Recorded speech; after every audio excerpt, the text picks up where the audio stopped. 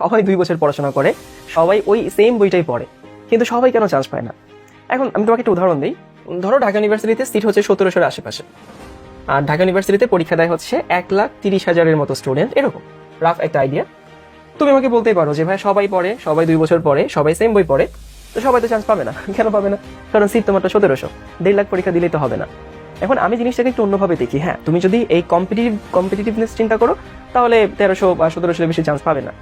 কিন্তু তুমি কি মাঝে মধ্যে এরকম নিউজ দেখো না যে মাত্র 10% মানুষ পাস করছে অ্যাডমিশন ভর্তি পরীক্ষায়, বা মাত্র 12% মানুষ পাস করছে? এরকম কিন্তু মাঝে মধ্যে নিউজে দেখা যায় যে 10% পাস করছে, 5% পাস করছে, 6% পাস করছে। তাহলে আমার কথা হচ্ছে, ওইটা তুমি একটু ছাড়ো না যে 1700 চান্স পাবে, এটা তো হয় 1700 চান্স পাবে, কিন্তু 10% তো পাস করার কথা না। পাস তো থিওরিটিক্যালি সবাই করতে পারে, তাই না?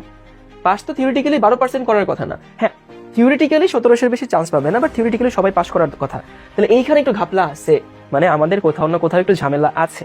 কারণ একটা ছেলে এইচএসসি পরীক্ষায় A+ পাইলো, সে 100-এর মধ্যে 80 পাইলো, তাহলে ওইখানে গিয়ে সে কেন 100-এর মধ্যে 33 বা 40 পাবে না? এটা কখনো কি তোমাদের মধ্যে কিউরিয়াসিটি জাগে না? বা ইজিলি পয়েন্টটা বোঝানোর চেষ্টা করছে। আপনি বলতেই পারেন যে সিট তো 1700, তো 17-এর বেশি তো চান্স পাবে না, 1700-এর বেশি চান্স পাওয়ার কথা না। ওকে, আমি মেনে নিলাম, কিন্তু কোথাও তো লেখা নাই যে ঢাকা ইউনিভার্সিটিতে 10%-এর বেশি পাস করতে পারবে না। পাস তো সবাই করতে পারে, বাট কেন করে না? তো এখানে অবশ্যই কিছু না কিছু একটা ঘাপলা আছে।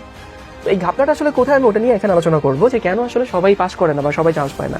আমি খুব খুশি হইতাম যে ঢাকা ইউনিভার্সিটি ভর্তি পরীক্ষায় পরীক্ষা দিয়েছে, সেখানে 60-70% মানুষ পাস করছে, সেখান থেকে 1700 চান্স পাইছে। তাইলে দেশের শিক্ষা ব্যবস্থা বা স্টুডেন্টদের স্ট্র্যাটেজি ঠিক আছে বলে আমি মেনে নিতে পারতাম, এবং সেটা টিচারের পার্সপেক্টিভ থেকে আমার জন্য একটা মানে ভালো ফিল দেওয়া নিউজ হইতো, বা সেটা তো হচ্ছে না। তো আমি সবসময় বলি, এটা আমার ক্লাস বা আমার ভিডিও আগে যারা দেখছে, এটা মানুষের ভালো করতে গেলে 4টা জিনিসের কম্বিনেশন দরকার। একটা, তার মেধা দরকার। মেধা বলে দুনিয়াতে কিছু জিনিস এক্সিস্ট করে, সেই তর্কে এখন আর না গেলাম, আমি মেধাবী মানুষ দেখছি আমার লাইফে। তার একটা ভালো পরিবেশ দরকার। অনেক ফ্যামিলি আছে স্টুডেন্টকে আলাদা একটা পড়ার টেবিল দিতে পারে না, বা আলাদা একটা পড়ার রুম দিতে পারে না, অনেকগুলো মানুষ একসঙ্গে থাকে, ভালো স্কুলে যায় না, সে হয়তো ভালো খাবার দাবার পাচ্ছে না, এরকম অনেক পরিবেশ অনেকের থাকে। এরপরে তার পরিশ্রম দরকার। অবশ্যই পরিশ্রম ছাড়া তো কখনো কোনো কিছুই হয় না। পরিশ্রম বলতে আমি বুঝাচ্ছি পড়াশোনা করতে হবে, এবং তার ভাগ্যে থাকতে হবে। ভাগ্যে যদি না থাকে তাইলেও হয় না, এবং শেষটা আসলে অনেকে আমরা অমিট করে যাই।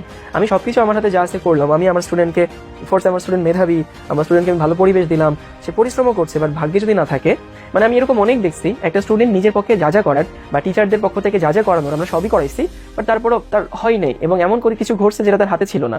কয়েকটা উদাহরণ দিই, যে সিএনজিতে যাওয়ার সময় সিএনজি নষ্ট হয়ে গেছে, ছোট একটা অ্যাক্সিডেন্ট হয়েছে, পরীক্ষার হলে পৌঁছাতে পারেনি, প্যানিক অ্যাটাক করছে, হলের টিচার হয়তো কোঅপারেটিভ ছিলেন না, ওই সময় থট ব্লক হয়ে গেছে, পাশের স্টুডেন্টটা হয়তো ভালো না, স্যার বলতে 10 মিনিট আছে, তখনই প্যানিক অ্যাটাক শুরু হয়ে গেছে। এরকম হাজারটা কারণ থাকতে পারে। তো আসলে মেধা আমাদের হাতে নাই, এটা বাইবর্ন, যারা প্রকৃত মেধাবী, এটা আমাদের হাতে নাই। পরিবেশটাও আমাদের হাতে নাই, মানে স্টুডেন্টদের হাতে নাই।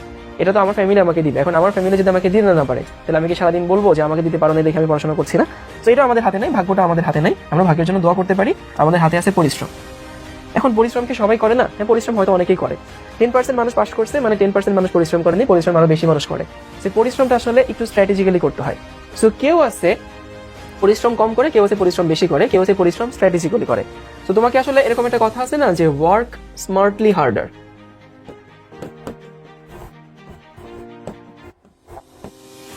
শুধু ওয়ার্ক হার্ড বললে আসলে এখন কোপ আপ করা টাফ, তোমাকে স্মার্টলি হার্ড ওয়ার্ক করতে হবে। হ্যাঁ, কেউ যদি মাত্রাতিরিক্ত হার্ড ওয়ার্ক করে, সে স্মার্টলি করুক, নর্মালি করুক, দিন শেষে সে একটা রেজাল্ট বের করে আনতে পারে, বাট ওই সংখ্যাটা খুবই কম। তুমি যদি এই টাইপের কম্পিটিটিভ এক্সামে যদি স্মার্টলি হার্ড ওয়ার্ক না করো, তাহলে তুমি আটকে যাবা। এখন স্মার্ট হার্ড ওয়ার্ক করতে কি বোঝায়?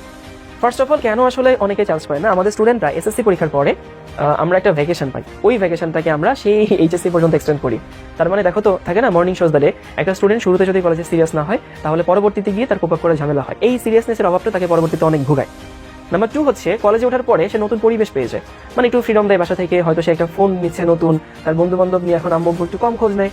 তো এই সময় দেখা যায় সে অনেক খারাপ সঙ্গে মিশতে পারে, অনেক মেয়ে পাল্লায় পড়তে পারে, মেয়ে ছেলে পাল্লায় পড়তে পারে, অনেক কিছু ঘটতে পারে। এই কারণে পড়াশোনা থেকে একটা বিশাল ডিস্ট্রাকশন চলে আসে। এরপরে সে স্কুল এবং কলেজের পড়াশোনার মধ্যে কিছু ডিফারেন্স আছে। স্কুলে তুমি কুয়ার ব্যাংক ছিল, কলেজে তোমাকে সাগরে যেতে হবে। এখন যে সারা জীবন কুয়ায় ছিল, মিঠা পানিতে ছিল, অল্প জায়গায় ছিল, সাগরে এসে সে দেখে, ওরে বাবা, পানি তো নোনা হয়ে গেছে, জায়গা তুমি কুল কিনারা পাই না। তো এটা একটা কারণ হতে পারে। স্কুলে একটাই বই, সারা দেশে এক বই পড়ানো হয়, স্যাররা ওই এক বই থেকে পড়ান, ওইখান থেকে প্রশ্ন আসে, ওইখান থেকে কমন পড়ে, ওইখান থেকে তুমি আনসার করো। কলেজে কিন্তু এই ঘটনা ঘটে না। কলেজে তোমাকে কনসেপ্ট শিখতে হয়, নিজের মাথায় সেটাকে প্রসেস করতে হয়, তারপরে সেটা ডেলিভারি করতে হয়। অ্যাডমিশনে তো আরো বেশি। তো তুমি যদি এইটুকু এনশিওর করতে না পারো, তুমি যদি ভালো প্রপার গাইডলাইন না পাও, স্মার্টনেস না পাও, তাহলে অনেকে পিছিয়ে যায়। এরপরে আসি একাডেমিক অ্যাডমিশন। শুরু থেকে আমরা অনেকে এই কনফিউশনে ভুগি। অনেকে দেখা যায় শুরুতেই অ্যাড্রেনালিন তাড়িত সিদ্ধান্ত নিয়ে ফেলে যে আমি এখন থেকেই অ্যাডমিশন একেবারে কাঁপাই দিব, তো সে অ্যাডমিশনের প্রবলেম সলভ করতে করতে দেখা যায় তার একাডেমিকই ঠিক নাই। মানে দেখো আমি তোমাকে একটা গাছ দেখাই, একটা গাছ আমাদেরকে ফল দিবে তাই না, ধরো গাছের এই হচ্ছে গোড়া আর এই হচ্ছে আমাদের সেই গাছ। দেখা যায় কিছু এটা হচ্ছে আমাদের অ্যাডমিশন, বুঝছো, অ্যাডমিশন নলেজ, এটা হচ্ছে আমাদের একাডেমিক নলেজ। একাডেমিক নলেজে শিখতে হয় বেশি, প্র্যাকটিসটা কম। অ্যাডমিশনে হচ্ছে শিখবো কম, প্র্যাকটিসটা বেশি করবো। তো অনেক সময় দেখা যায় একটা স্টুডেন্ট শুরু থেকেই এইটা ঠিক না রেখে না সে অ্যাডমিশনের এই কোয়েশ্চেন ব্যাংক শুরু করে, শুরু থেকে একেবারে শুরু থেকে একটা চ্যাপ্টার ভালো মতো পড়েই নেই, বাট আবেগতাড়িত হয়ে গেছে। শুনছে যে অমুক ডিউতে ফার্স্ট হয়েছিল, সে শুরু থেকে 9-10 বসে অ্যাডমিশনের পড়ে আসছে। সবাই তো ও না আসলে।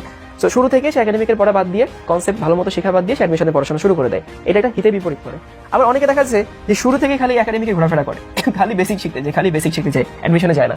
এটাও একটা ব্যাকফায়ার করে। তো তোমাকে আসলে সাইমultaneously এই দিকেও গ্রো করতে হবে, এই দিকেও গ্রো করতে হবে। খুব ভালো হয় আমি কলেজে ভর্তি হওয়ার পর থেকেই আমি যখন কোনো টপিক পড়তাম তখন বিশ্বাস করো আমি মাথায় নিতাম না যেটা আমি একাডেমিকের জন্য পড়ছি না অ্যাডমিশনের জন্য পড়ছি। ফার্স্টে ফিজিক্সে তুমি পড়বা হচ্ছে প্রজেক্টাইল।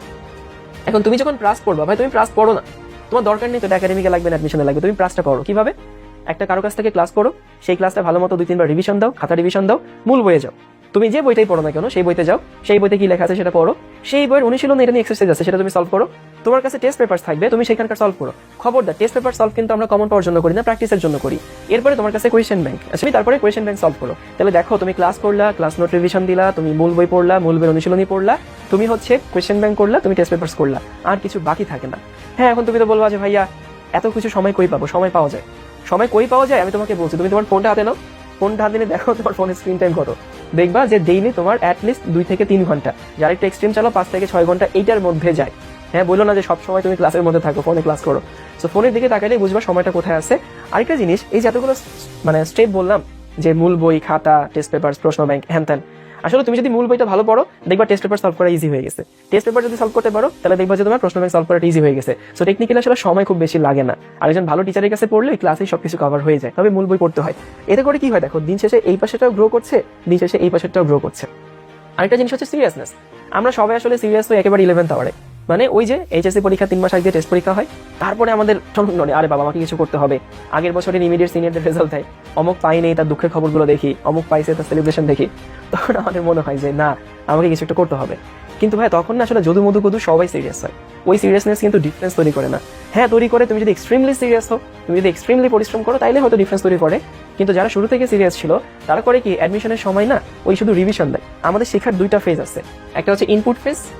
ইনপুট মানে আমি বলতেছি কনসেপ্ট শেখার ফেজ, বুঝছো, কনসেপ্ট তুমি শিখবা। তারপর হচ্ছে প্র্যাকটিস ফেজ। সো ইনপুট ফেজটা আসলে একাডেমিকে বেশি করতে হয় এমন না। আমি যদি তোমাকে পার্সেন্টেজ বলি, একাডেমিকে তোমার হচ্ছে 70% ইনপুট, 30% প্র্যাকটিস। আর অ্যাডমিশনে 30% ইনপুট, 70% প্র্যাকটিস। এটা হচ্ছে হয়। ইভেন একাডেমিকের কোয়েশ্চেনগুলো আসে হচ্ছে কনসেপ্ট বেসড, এটা কাকে বলে, ওইটা কারে বলে, ওইটা কেন এটা হয়, এটা কেন এটা হয়। আর অ্যাডমিশনের প্রশ্ন আসে হচ্ছে উদাহরণ বেসড। যেমন একাডেমিকে প্রশ্ন আসে ফাজানের নীতি লিখো, অ্যাডমিশনের প্রশ্ন আসে কোন যৌগটি বেশি আয়নিক বা কোন যৌগটি বেশি পানিতে দ্রবণীয় হয়। সো এই ডিফারেন্সটা যদি বুঝতে না পারে একটা স্টুডেন্ট, তখন সে অ্যাডমিশনে ভালো করে না। সো অনেকে বলে যে ভাইয়া কিভাবে আপনি ডিউতে টপার হয়েছিলেন? ভাই এই স্ট্র্যাটেজিগুলোই। আমি সংক্ষেপে বলি, তোমার হচ্ছে মেধা, পরিশ্রম, ভাগ্য আর হচ্ছে পরিবেশ সবই লাগবে। এই একটাই তোমার হাতে আছে ভাই, মাত্রাতিরিক্ত পরিশ্রম করতে হবে। পরিশ্রম ছাড়া কোনো উপায় নেই, সফলতার কোনো শর্টকাট নাই। তুমি যখনই হচ্ছে শুধু ভাইয়ের পড়া পড়ে বলবা ভাই আপনার ক্লাস করলেই হবে, বই পড়তে হবে না, তুমি শর্টকাটে সফলতা খুঁজছো। 2 বার পরেই চিন্তা করবে আমার হয়ে যাবে, তুমি শর্টকাট খুঁজছো, কিন্তু সফলতার কোনো শর্টকাট নাই। পরিশ্রম হচ্ছে তোমাকে স্মার্টলি হার্ডওয়ার্ক করতে হবে, স্মার্টলি না করলে তুমি একটু পিছায় যাবা।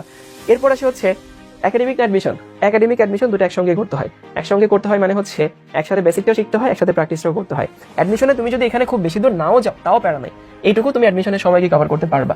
ওকে, কিন্তু এই যে এইখানে কোনো রকমের ঘাটতি দেখা যাবে না।